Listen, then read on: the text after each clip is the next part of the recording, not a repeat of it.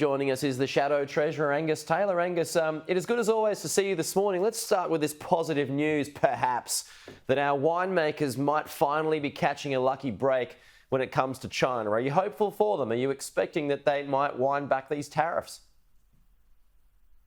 Well, I certainly hope so, Pete. There's been a real malaise for the wine industry across Australia. It's broader than just the Chinese market, but it's a very significant downturn that they've seen. And so any good news in getting access to markets is something that I think will be very strongly welcomed. We always have to do these things in a way that doesn't compromise our values. I think that's first and foremost the principle that the government should be deploying. But at the same time, I think it is consistent with our values that we pursue trade opportunities wherever we can. So let's wait and see how this plays out. But I'm certainly, it will certainly be welcomed by the industry.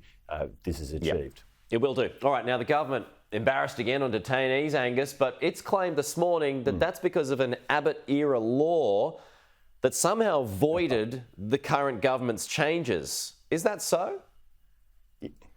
You know, this government, every time they show the sort of breathtaking incompetence we see here, it's someone else's fault. I mean, this was a Prime Minister who promised to take responsibility, and there's no sign of that, Pete, no sign of that whatsoever. But let's be clear here.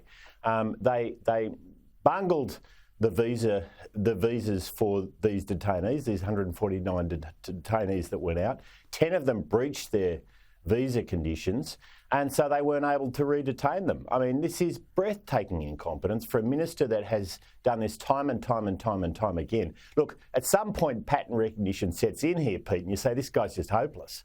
And that's clearly the case here. He simply can't manage this issue.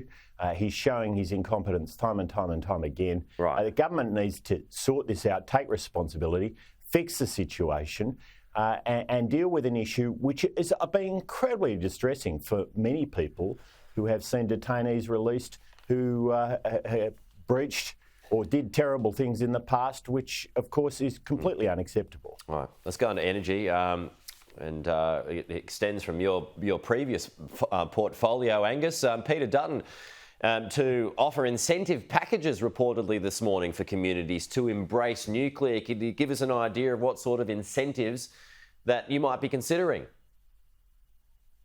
Well, I'm not going to front run the detailed policies. How did I know you were going to say that? But what I will, what I will say though is this: it's pretty common when you have major facilities being built in any community that the communities receive appropriate incentives for that. That's true with renewables projects, by the way. We do see that, and it's important that that be part of any package.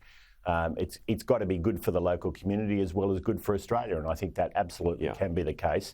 I mean, Chris Bowen is showing that he doesn't really understand energy systems. He doesn't understand how the costs of energy work. That's why his policies are leading us down the garden path, and while he's failing to deliver that $275 reduction he promised. But the truth is we need every technology available on the table. And this government has decided that it wants to exclude some, despite the fact that 19 out of 20 of the major countries around the world are going down this path. It is time for Chris Bowen to see the reality that nuclear should be part of the picture. Okay, and just finally, and still with emissions, the Australian Automobile Association is today going to go on the attack over Labor's fuel efficiency standards. It's saying an insurmountable level of electric cars would need to be sold by the end of this decade. Are you open to any kind of concessions on Chris Bowen's plan here? Well, I'm not going to speculate. I'm going to work with the proposal that we've got in front of us, which is completely unacceptable. It'll drive up the cost of Australia's favourite SUVs and utes for families and tradies by $15,000 to $25,000. This analysis is extraordinary. 50% of light commercial vehicles and utes will have to be EVs by 2029 to meet the targets. I mean, this is a Chris Bowen special, isn't it, Pete? It really is. Completely unachievable. AAA has called it out. The discounts that would be required are just, you know, they're never going to happen. You basically almost have to be giving the cars away to achieve those sorts of outcomes. But this is what Chris Bowen does. He is not sheeted home to reality. He lives in another universe, Pete.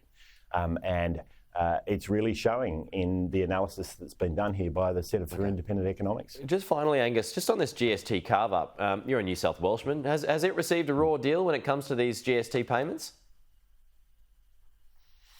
Look, the point I'd make more broadly is you've got to accept that when a state does well, it should benefit from doing well. I mean, I'm a Liberal, that's what I believe in. So if WA does terrifically well by getting resources out of the ground and sending them off to good markets, then WA should be rewarded for that. That's kind of, I would have thought, pretty obvious. If you want a strong Australia, you've got to have the right incentives in place to have a strong economy. Right. And that's something that we believe in. But with New South Wales, with the largest population, should it not be getting more?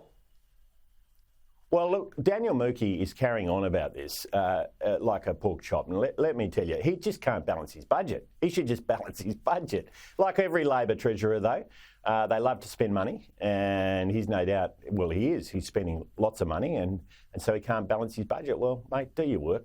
Sort it out. Stop complaining and blaming everyone else. This is what we're seeing these Labor governments do. It's all someone else's fault. Well, just do your job. Angus Taylor, good to see you as always. We'll chat to you soon.